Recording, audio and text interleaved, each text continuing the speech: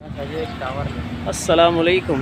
ये है land cruiser Prado 1FZ FE। इसका इंजन है 4.5 लीटर। ये रहा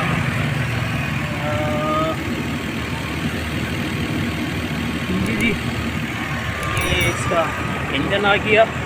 इनलाइन 6 है, 4300 सीसी पेट्रोल इंजन है ये, ठीक है जी। इसमें हमने इको फ्यूल की हाइड्रोजन किट इंस्टॉल कर दी है, कंप्लीट हम इंस्टॉल कर चुके हैं। और इसमें हमने 2 टाइप और इसमें हमने यहाँ इंजन रूम में क्या कुछ लगाया है वो हम आपके साथ शेयर करते चले। उससे पहले हाइड्रोजन किट लगाने से क्या फ़ायदा होता है। ये 3 से लेकर 5 किलोमीटर तक छोटी गाड़ियों के अंदर जो है वो सेविंग हासिल होती है। इसके अलावा बड़े इंजन का आप कह लें 30% जो है वो हमें फ्यूल सेव जो है ना करके देती है ये HHO किट।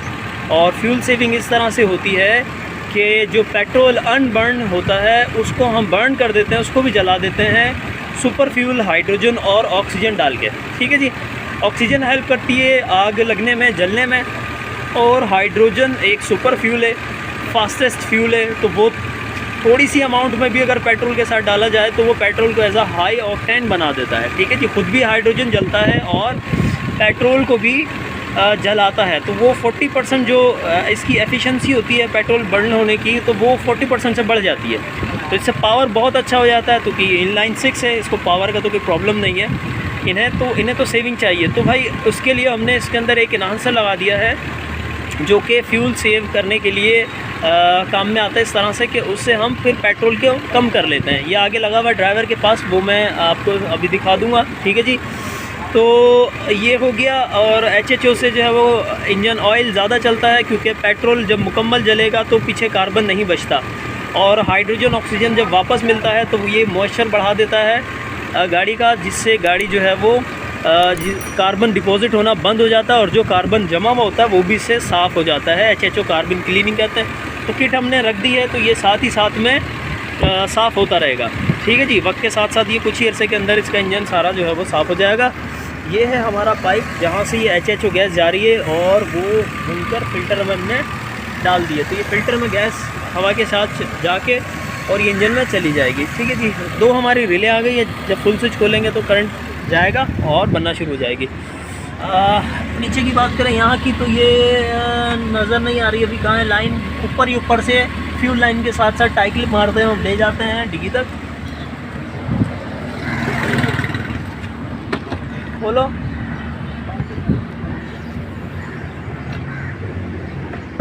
ठीक है जी। ये हमारी किट आ गई और बॉक्स वाली रखी हमने यहाँ पर। ये इसके एम्पियर मीटर आ गए, और ये साइड में इसका रेजरवायर आ गया, वर्टिकल रेजरवायर, जिसमें डिस्टिल वाटर डलेगा। यहाँ से ये रिफ़िल होगा डिस्टिल वाटर।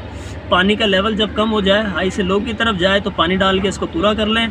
बार बार पानी नहीं डालना, 300 साढ़े 300 किलोमीटर के बाद पानी डलेगा, जो कि अच्छी रेंज है काफ़ी। ये है बबलर, जिसमें बबल बन रहे हैं, HHO के बबल बन रहे हैं, ये हाइड्रोजन और ऑक्सीजन गैस के, जो कि इस सेल के अंदर बन रही है। इसमें कभी कभार पानी डालना पड़ता, तो यहाँ से इसके कॉलर प्रेस करें, स्टॉपर निकालें और इसके अंदर पानी डाल लें, ठीक है जी। और HHO लगने के बाद जो इफ़ेक्ट नज़र आता है मेन, वो ये होता है कि गाड़ी जो है वो वाटर ड्रॉप करती है। ये पानी सारा इसी सिलेंसर से आया था, और अभी तो सूख गया ये, तो वार्म अप हो गई है काफ़ी अच्छी, काफ़ी देर से स्टार्ट है।